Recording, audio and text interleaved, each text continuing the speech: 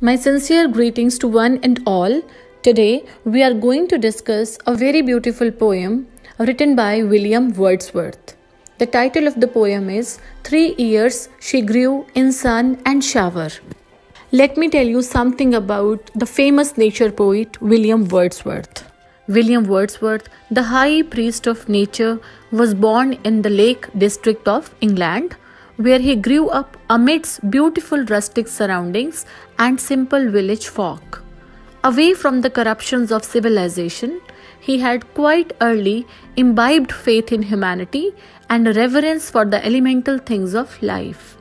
He was admitted to St. John's College, Cambridge in 1787, but he was not much attracted by the intellectual and social life of the university. While still at the university, he visited the continent and he was much impressed by the French Revolution of early 1790s. But then the excesses of the revolutionary leaders in France disillusioned him, and the bloodshed and gloom caused by the war in 1792 entirely cured him of his former enthusiasm for the revolution. For a few years, he was seized by a sense of pessimism, a feeling of deep depression and uncertainty, from which he was ultimately saved by the company of his sister Dorothy and his friend S.T. Coleridge.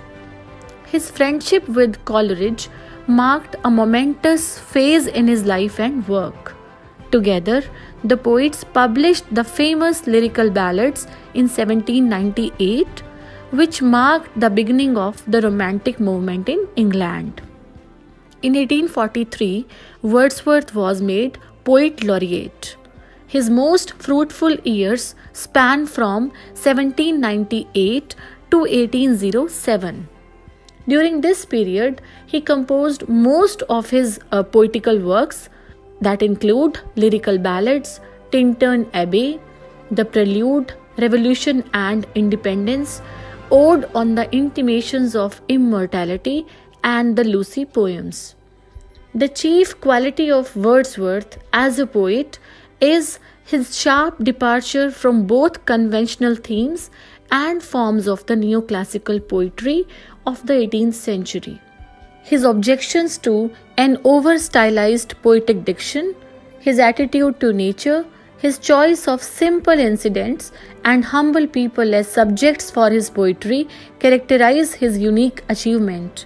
He brought a completely new approach to the writing of poetry, which for Wordsworth is the spontaneous overflow of powerful feelings, taking its origin from emotion recollected in its tranquility.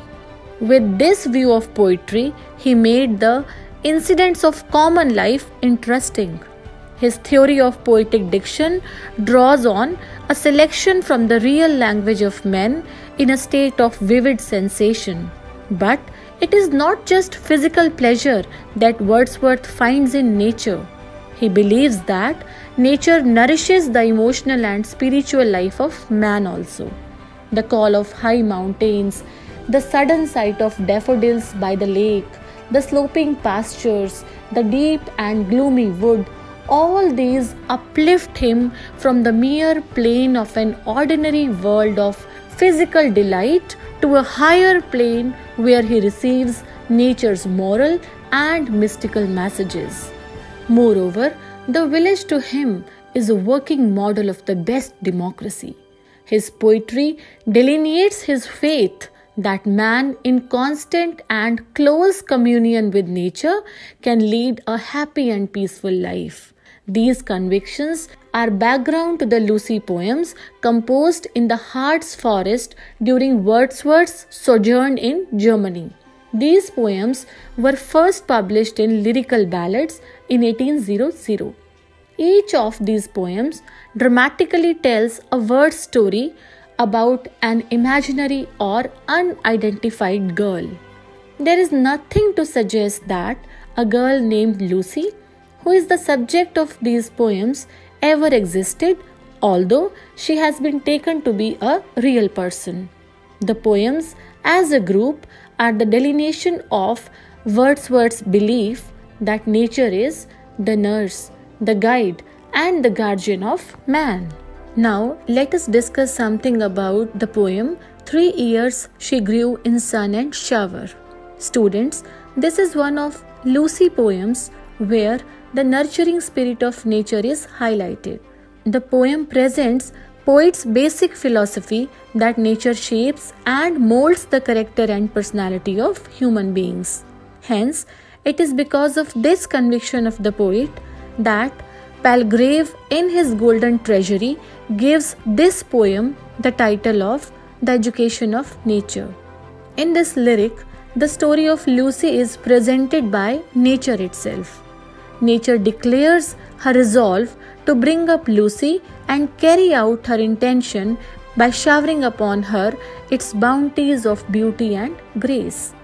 Nature promises to act both as impulse and as law to the rustic child and thus educate her in her righteous ways and noble desires. Thus, educated by nature, she would naturally learn to restrain herself from excesses of thought and conduct. All natural objects such as rock, plains, earth, heaven, glades, and bowers would exercise a very healthy influence on Lucy's physical and moral growth.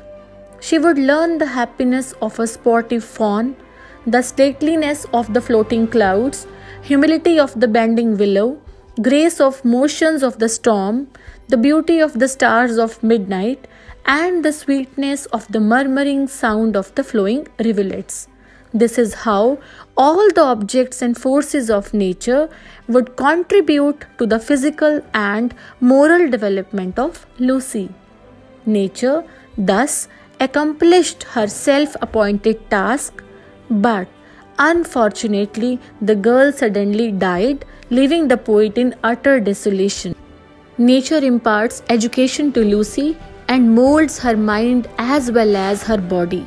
The poem is a fine example of the poet's cardinal belief in the moral value of a life of simplicity and the shaping power of nature.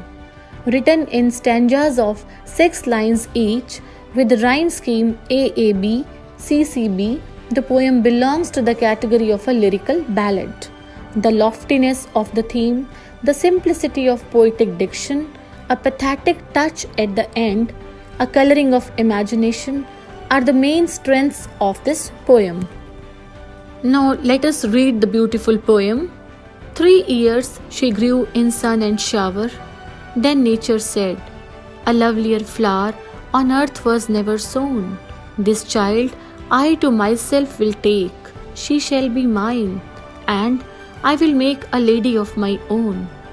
Myself will to my darling be, both law and impulse, and with me the girl in rock and plain, in earth and heaven, in glade and bower, shall feel and overseeing power to kindle or restrain.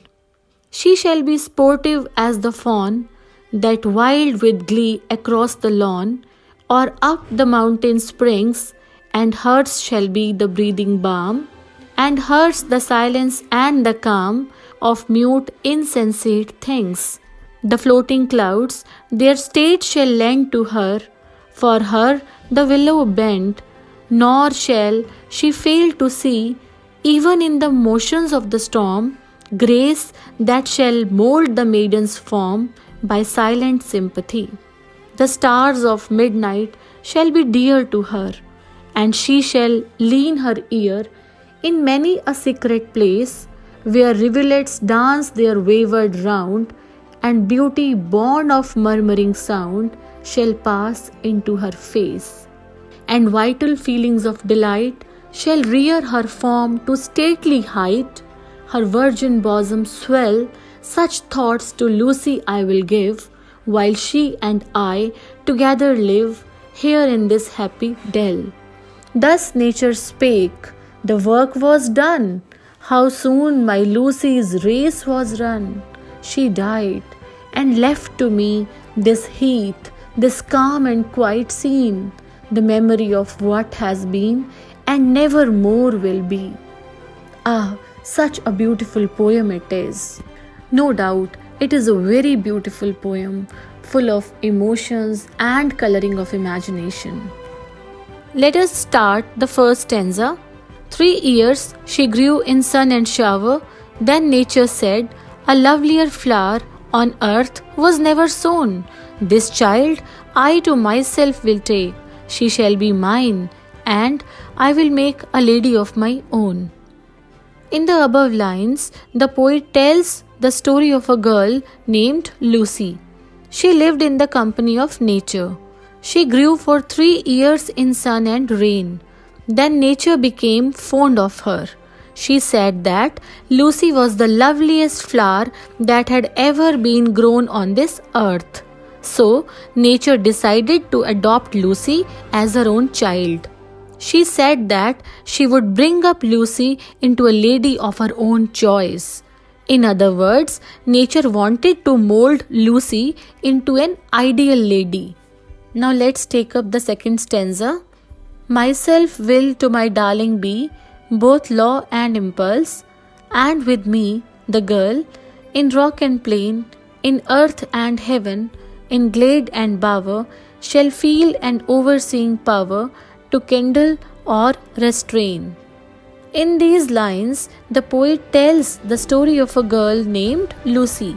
She grew for 3 years in sun and shower. Then, nature decided to adopt the child. She wanted to bring her up in her own ways. She wanted to be both law and impulse for Lucy. Law means the outward controls or restraints, and impulse means the inner urges. She said that she would remain with Lucy constantly. She would keep her company while moving among rocks and plains, glades and bowers. Glade means open space in the wood, and bower means a shady place under trees in a forest. Nature would kindle noble thoughts in Lucy's heart. Kindle means to excite or to encourage. Nature would also restrain her waywardness. In other words, nature decided to look to the spiritual as well as to the physical development of Lucy. Overseeing power means to act as a guardian or supervisor. Nature promises to supervise and guide Lucy's education. In the above stanza, the poet highlights the nourishing impact of nature on man in close harmony with it. Now let's take up the third stanza. She shall be sportive as the fawn, that wild with glee across the lawn, or up the mountain springs, and hers shall be the breathing balm, and hers the silence and the calm of mute, insensate things. In the above lines, the poet tells the story of a girl named Lucy. She grew for 3 years in the company of nature. Then nature decided to adopt her. She said that she would make Lucy as happy as the fawn. Fawn means the young ones of deer. Living in the company of nature, Lucy would breathe the sweet fragrance of plants and flowers. She will enjoy perfect calm and peace. The poet means to say that while Lucy's body would be full of energy, her heart would be full of peace. In simple words, Lucy will be as happy and playful as the young ones of deer that has gone wild with joy and is jumping across the lawn or over the mountains. Her breath will have the soothing fragrance as plants have, and she will be as calm and silent as mute, insensate things of nature are. Insensate means inanimate, the things which are not having any sensitivity. Now let's begin the next stanza. The floating clouds their state shall lend to her, for her the willow bend, nor shall she fail to see, even in the motions of the storm, grace that shall mold the maiden's form by silent sympathy. In these lines, the poet says that the freely moving clouds in the sky shall lend their grace to Lucy. The willow tree will bend to instruct her the humility.